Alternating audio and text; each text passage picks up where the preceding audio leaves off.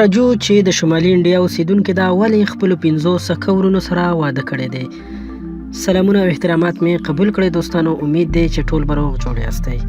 دوستانو دا ټول حقیقت تاسو سره په همدې ویډیو کې شریکوم. د ویډیو تر اخره موږ سره ملتیا وکړئ. دوستانو تاسو ته به معلومه وي چې په دې دنیا کې بې شمیره مذهبونه شته دي او د هر مذهب خلک مختلف رواجونه او رسمونه لري چې یو یې هم انډیا ده چې ډیر خلک پکې عجیبه مذهبونه او رواجونه لري. په هندوستان کې داسې یو مذهب هم شته چې خور او ورور پکې نکاح کولی شي چې رجو یې ژوندی مثال دی. رجو وایي خوشحاله ژوند لرم او یو ورور سره مې په نمبر واده کړی دی او 5 ورونو سره مې واده وکړو.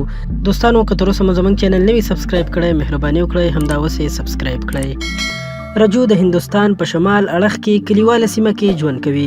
هغه وایي زموږ خلک ځکه خپل منځ کې ودونه کوي چې د مور او پلار جایداد یې پردو خلکو ته پاتې نشي او پردو خلکو کې تقسیم نشي.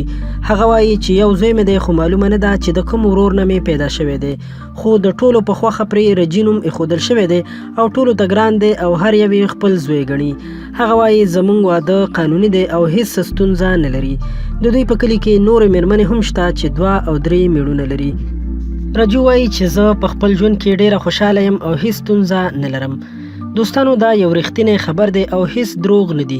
تاسو کولی شئ چې په ګوګل او انټرنیټ کې هم سرچ کړئ او ویې ګورئ. خو یوه خبره به وکړم، شکر الحمدلله چې موږ تاسو الله پاک جل جلاله مسلمانان پیدا کړي یو او له دغسې ناوړه کارونو نه یې ساتلي یو.